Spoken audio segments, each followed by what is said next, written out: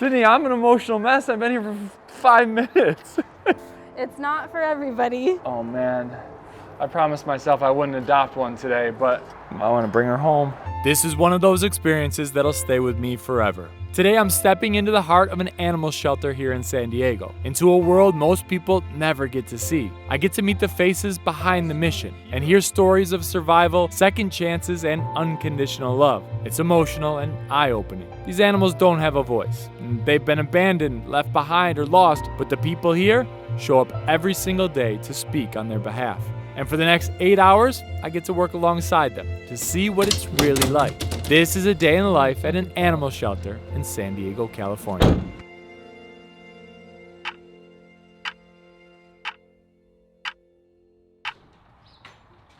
Good morning.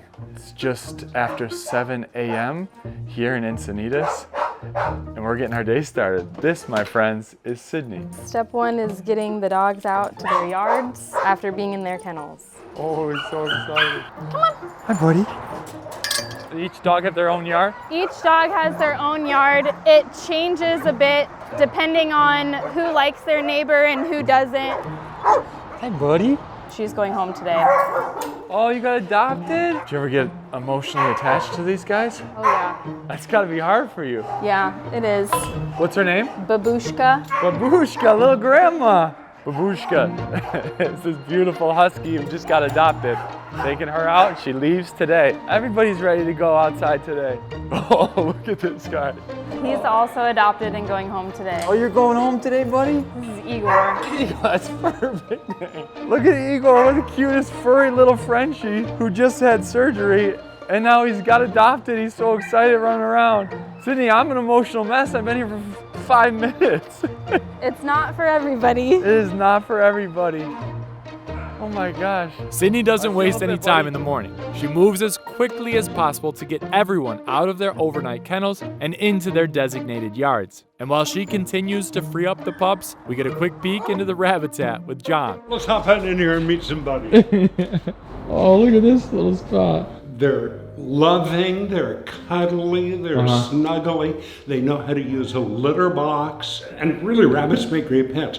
One of the things with rabbits is people get them thinking it's going to be like a dog or a cat. Yeah, you're not going to take a rabbit for a walk. But if you know what you're getting, then you're already ahead of the game. And John's on the move as well. From here, he's got to hop over to the local news station to do his weekly pet adoption awareness segment. So we go find Alexis in the medical center for step 2.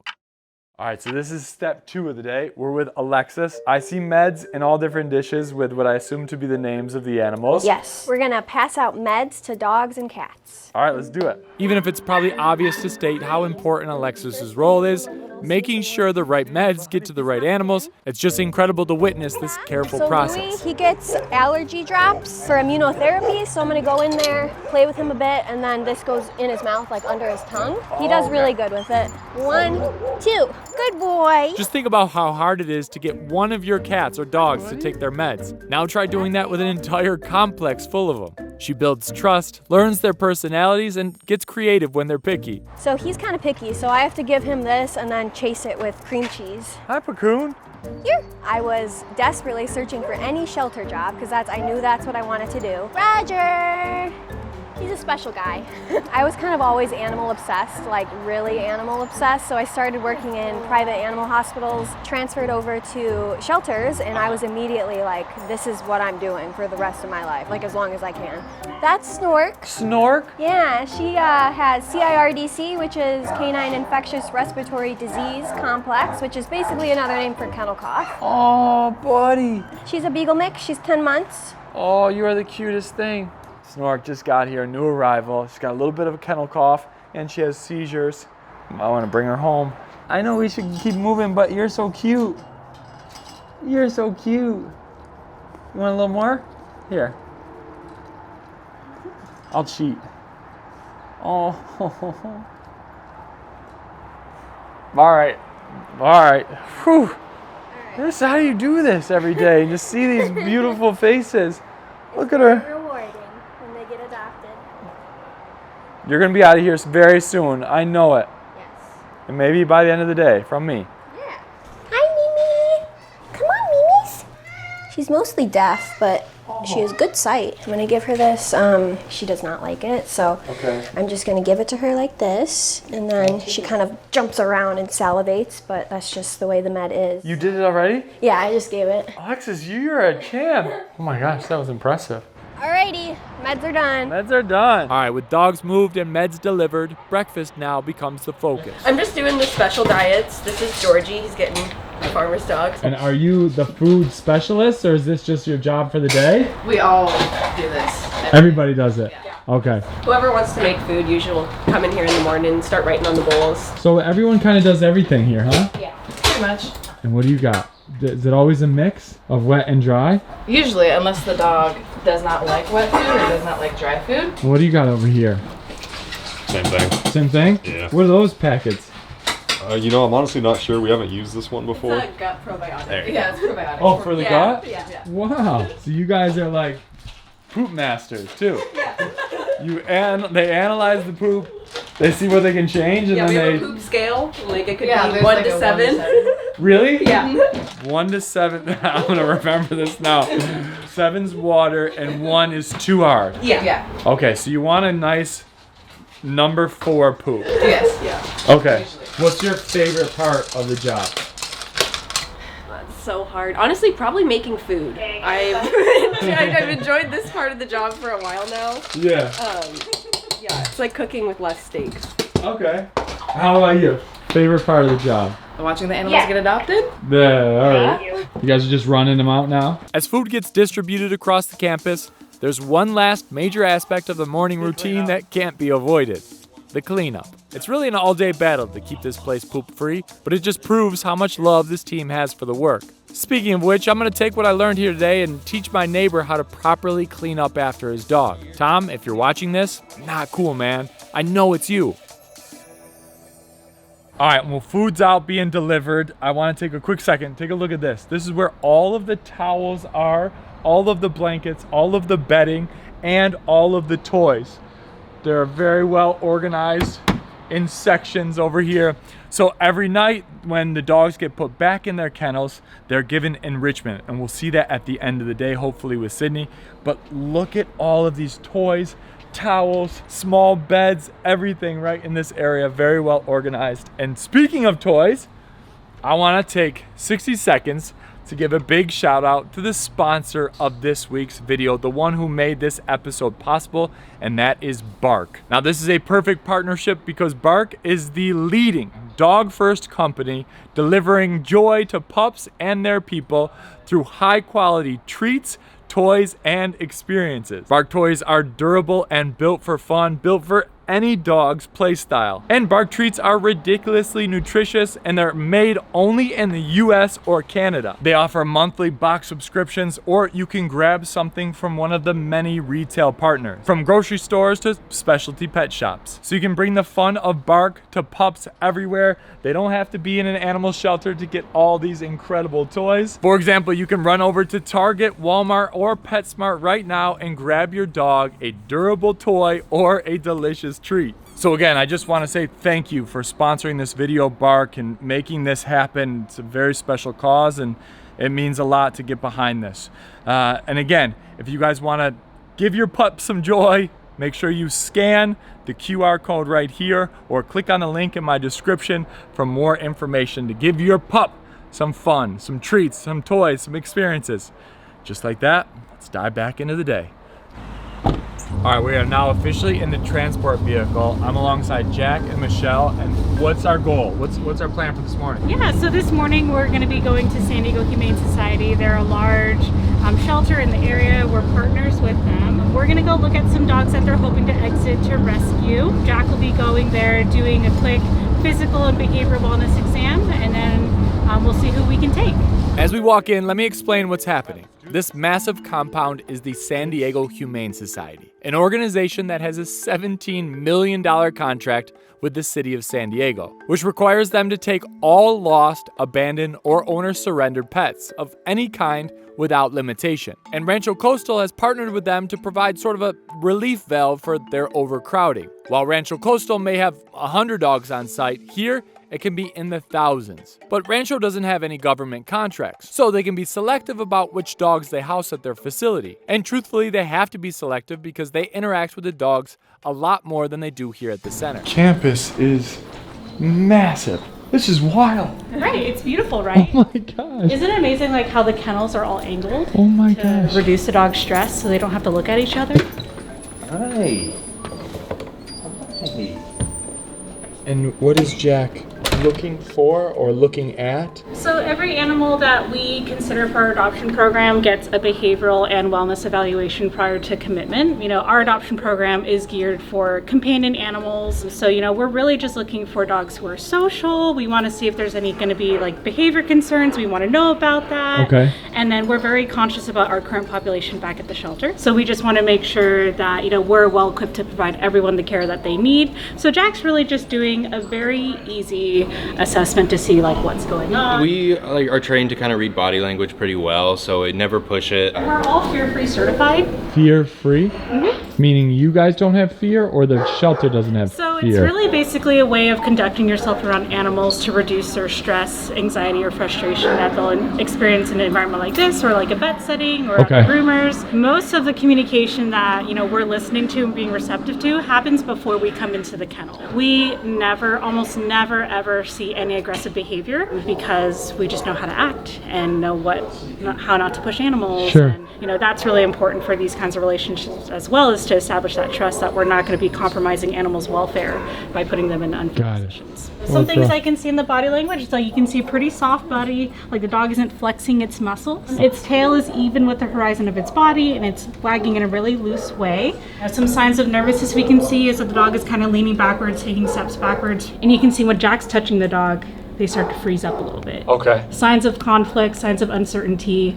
We do consent tests, which is like touch, and then we pause. We see how the dog responds. Okay. If the dog comes into our space a bit more, shows some sort of desire to be social, those are good signs. And then Jack is just doing a quick wellness test, looking at their ears, touching their paws, and then you can see when he moves away, the dog actually comes in closer, which is a great sign to see. Oh. Super food motivated. Okay, now we are loading up our 3 friends to bring back. This is Cookie Butter, Topo Chico, and Katie. And this is a second round evaluation just out in the yard just to see how they react with other dogs, react and interact, and then with people as well on a leash in an open space away from the kennel. And I think we're 3 for 3. Yeah, All 3 can pass. great. So now we can start loading up. All right, now we load up. Oh man, so many good. Oh. What are you guys doing? What are you guys doing? Oh, it's a full parade. Just good boys and girls. Ready for a car ride? Hey, bud. There you go. Come here.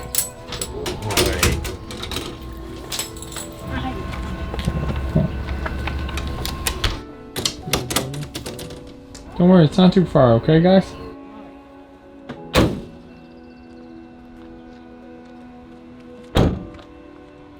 Alright, we just picked up our 3 pups. Now it's the protocol. So we're gonna take them back to the shelter. Transport is usually the most stressful part for them. It's when they're the most like disoriented and confused. Sure. So sometimes they can get a little noisy, but we're gonna take them back. Hopefully they'll get their intake exams, so like their wellness checks and any vaccines or treatments that they need. And then we do a 3-day quarantine to let them settle into the shelter. Okay. Then we do a behavior evaluation to generate adoption recommendations, and then we post them. Wow, that's quite the process. You got it down. Animal care, we're back with our 3 dogs. Which kennels would you like them to go into? 31, 30, and 29. You made it? You made it.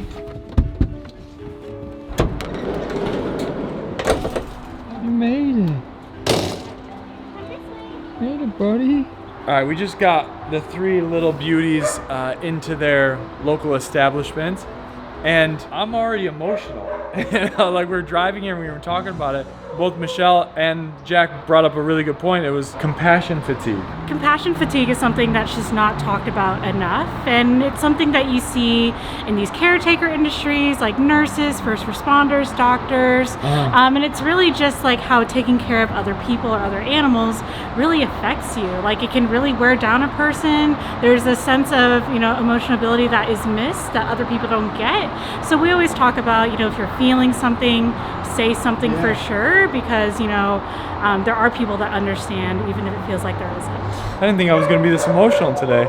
This is a serious job. And you guys see this every day? Whew. Thank you. Thank you. We're getting all 3 pups that we came over with. We're going to bring them in for their medical exams, correct? Yeah, so the first thing we're going to do is we're going to weigh Topo Chico. Even though they have a weight at their shelter, you don't know how long they've been there. Sure. So we have a very handy in-floor scale.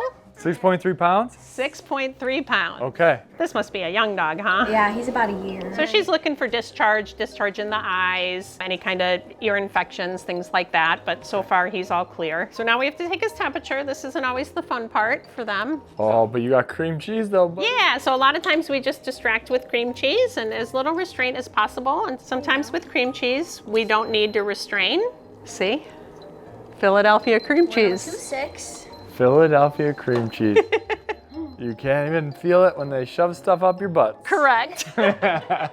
So now that we know that, you know, he seems to be healthy enough for us to booster his vaccines, because the other shelter gave the first vaccines, we will booster him.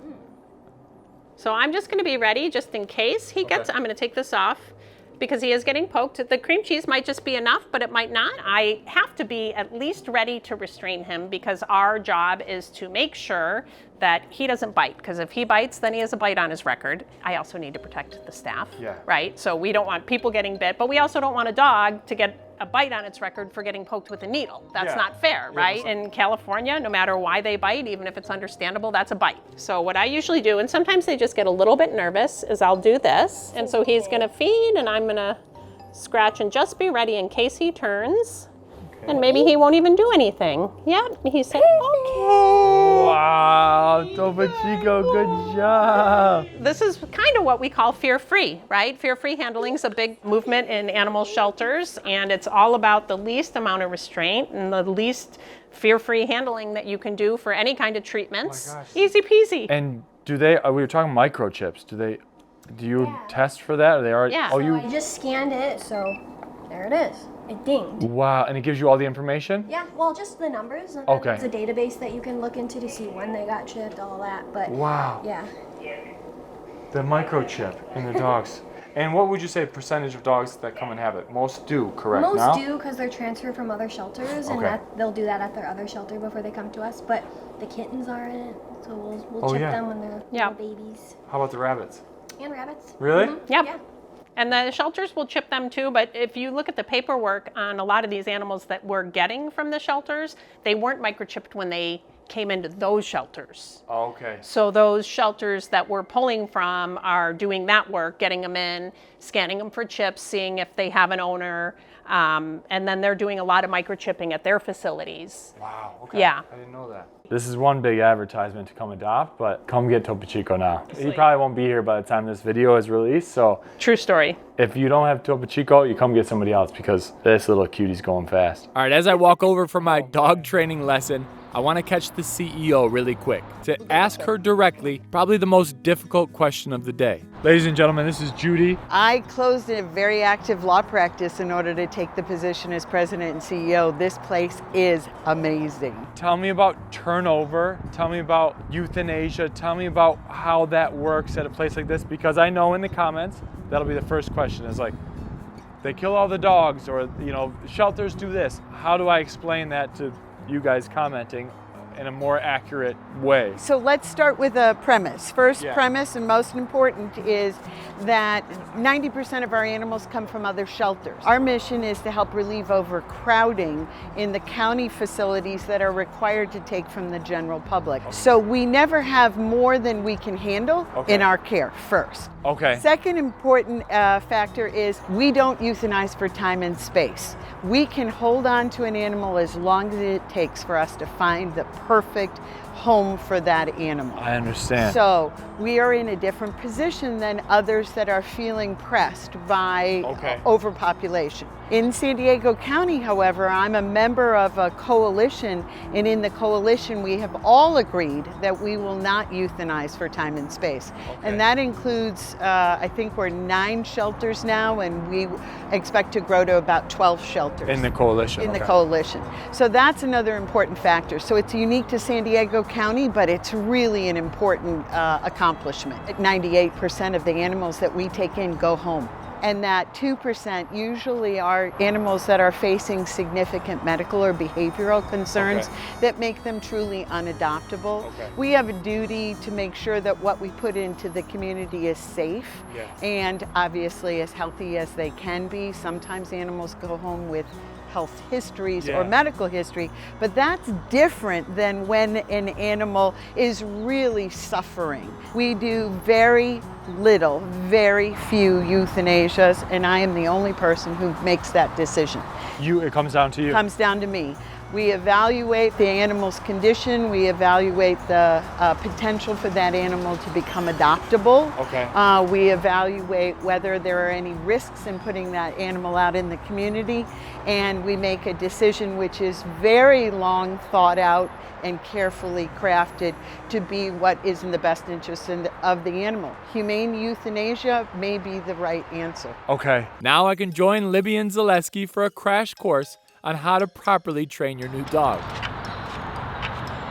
It took a lot of steps to get here, but I have made it to Libby in the backyard. This is the on-site trainer. I've been working at Rancho Coastal 19 plus years, and I started as front desk and was kennel manager and did intakes, and now I'm the behavior and training specialist, one of them. All right, I'll give you a scenario. I have a 10-week-old lab mix. My dream is a black lab Rottweiler mix or a lab something mix. I like a black lab. I'd love to mix it. If that's, or I mean, as of today though, I also want a beagle, a husky, everything I've seen today. That's why I say forget breed. Yeah, you're right. Go by personality. You're right. What works best for you and what you want to do. You would not want to give really any new dog the full reign of the house right away. Because you don't know what they're going to do. You don't know if they'll chew or they're going to dig or eliminate in the house. So you'd want to slowly open up the house, ideally a little at a time. Give them at least 3 days to settle in. Nobody ever does, but at least 3. Don't take them to all your friends. Don't take them to the pub. Don't let them settle because they don't know intentions. Right? So they'll go, you're gonna know I love you and you know I saved you. No, they don't. They just know you're another stranger, I'm in another strange environment. What is going on? So let them settle with you so that you can become what I call an anchor. So now we've got at least a relationship. That dog is gonna feel more comfortable now facing uncommon or unusual things because I at least have you. I know you. And I see you have you're a positive reinforcement. Yes, is that what I understand? We use positive reinforcement-based methods. We don't use punishment, force, intimidation. We don't like to scare them. So we just tell them everything they're doing right. And when we pay them the way they like to be paid, they are going to keep doing those things. The clicker it is one way to tell them, yes, you did the right thing. Now you're going to get paid. Let's see it. Grab the clicker. And the first thing you're going to do is he doesn't have to do anything because what we're going to do is just teach him that sound makes you reach in your pouch and give him a cookie. So right now click and then treat him. And then you're going to do that a few times pretty quickly. There you go. And again, right away, because we don't want them walking away. So let's. We lost them. Oh no, I lost them. Come here. Sorry. Ready? And then you want to make sure the click happens first, then you move to feed. Don't feed at the same time as the click. Perfect. This is really a draw situation. I gotta really be quick on the draw. That's right. So that's the beautiful thing also that shows you they don't get what the first click, second click, third click means, right? Like they don't get it. It takes a while. that's a beautiful demonstration of why punishment is not a great thing to do, because I don't know what I did the first, second, or third time. What did I do wrong? What did I do there? I don't know what I did. Well, now my dog becomes fearful of me because he doesn't understand what he's doing wrong, because most people, their timing is not spot on.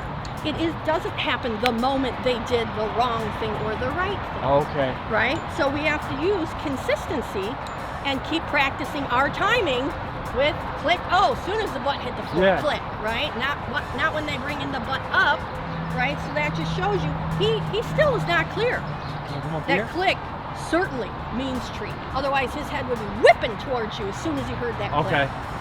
Can you come up? So click for that. Good job. Oh, man, you gotta move quick. Wait. Good job. Can you touch the nose? Yes. Good job, buddy. Good job. So now your job, Gareth, is to click the moment his nose touches the hand. Oh my gosh. Okay. Well, you can't shove your hand in his face. That's not fair. Here you go, buddy. You did a great job. So you're gonna hold out. So that's why you don't need the treat in your hand. You're just gonna present it, click, yes. Nice job. Good timing. Good job, buddy. Do they have very short-term memory, or is it just? Yes, about 3-second recall. Okay. So that's why we say again, you cannot punish after the fact. They have no idea what they did wrong. I go, the talking monkey is pissed. I just want to look away, right? You were telling me off camera earlier when we first met. I want to ask you about breeds. Yes. Because I know pit bulls have a certain connotation. I know German Shepherds have one, and Labradoodles. Yes. What breeds do you stay away from? What breeds do you love? Right. Do you have favorites? I do have favorites. It's hard as a shelter worker because we get so many mixes. Okay. So I don't tend to gravitate towards a breed. Okay. I will gravitate towards a dog who shows me, ooh, this one's really smart. I like working with those. Yeah. Ooh, this one's not as sharp. Okay. That's going to take longer and make me be a better trainer because I have to figure out ways on how to help them understand and learn.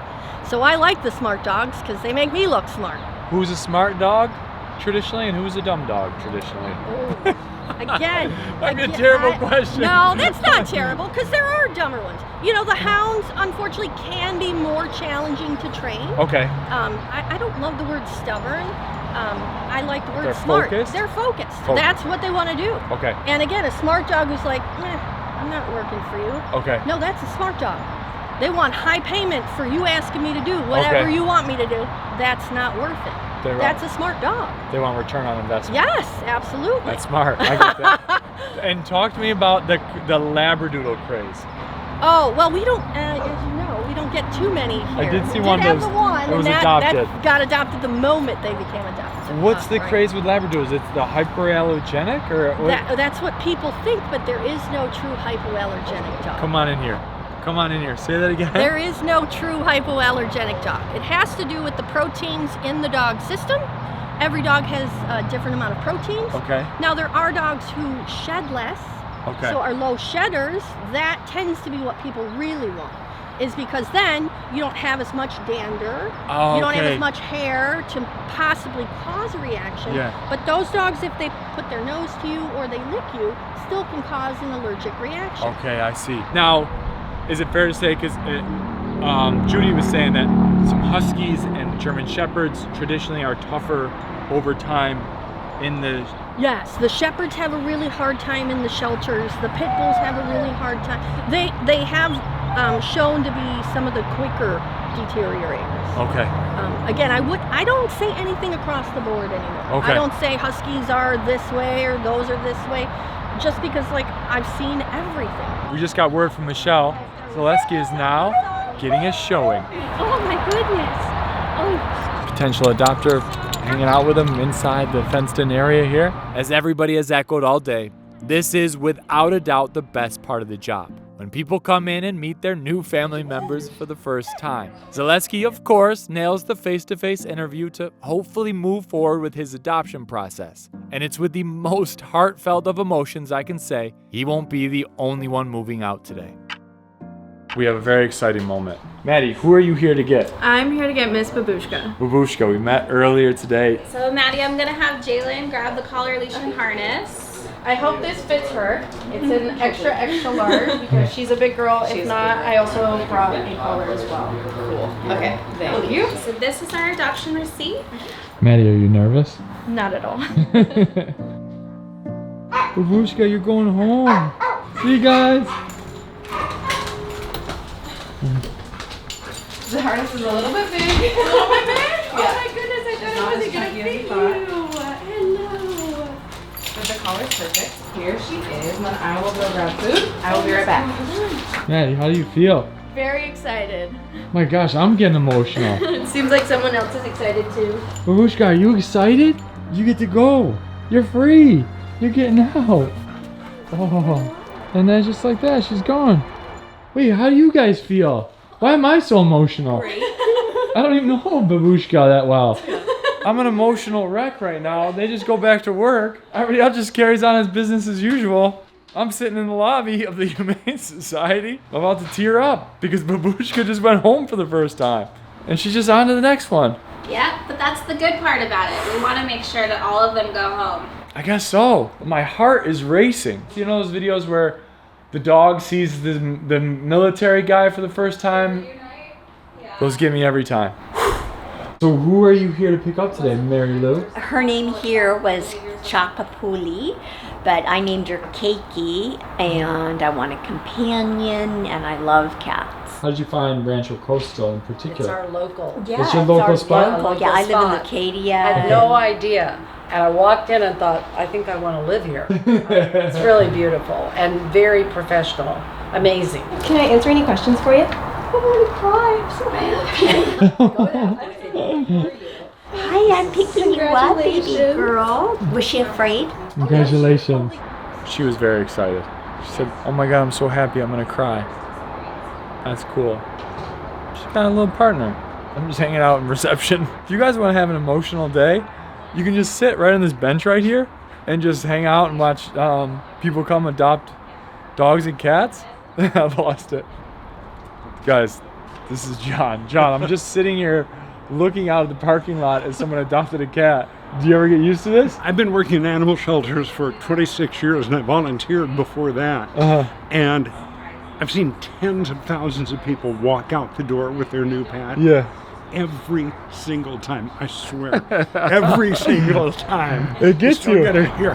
It's always special, every time. Wow.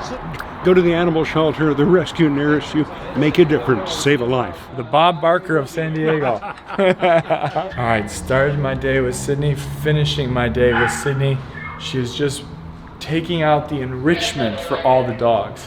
This is something for them to eat. There's food inside of towels that are knotted up. Give them something to do when they're back in their kennels this evening. Sun's going down. That means the traffic is picking up on the 5. The dogs are getting settled into their kennels. You're the best. Ladies and gentlemen, just like that, it is 5 o'clock. Everyone is cleaning up and checking out for the day. I hope you enjoyed this video. Day in the life at an animal shelter here in San Diego, California. What a day. I am exhausted emotionally and physically. It's such an eye-opening experience to see what goes into it. It's one of these professions that you don't get to see behind the scenes very often, so I hope this shed some light on this very interesting and very important profession and way of life. If you liked the video, please give it a thumbs up. Subscribe if you haven't already. More information about Rancho Coastal Humane Society is in the video description. If you guys have other suggestions of fun videos like this, interesting cultures, people, professions, please leave your suggestions down below in the comments or send me an email as well. And on a much different note, if you guys are interested in more food videos from here in San Diego and around the world, go check out Gareth Eats. But that's just a little plug at the end of the day. I'll see you guys on the next one. Oh, wet ones. Oh, that's a wet one. Oh.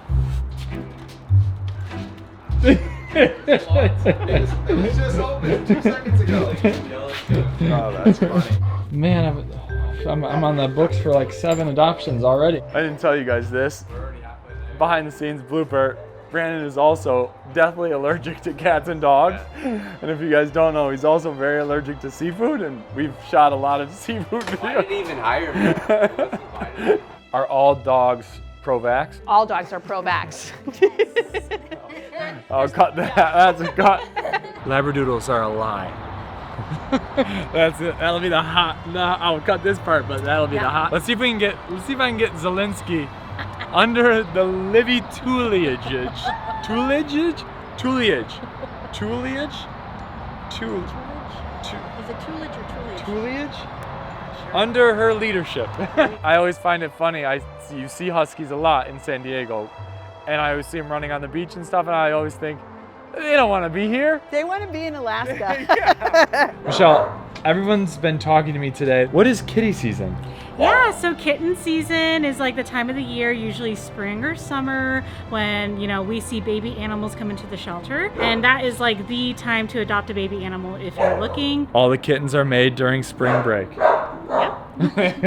Wait, what did you just say? I used to have severe cat allergies to where my throat would close up. I would get severe bloody noses, like I couldn't breathe. And then I started working with cats, and every day I was exposed to them until I'm not allergic anymore.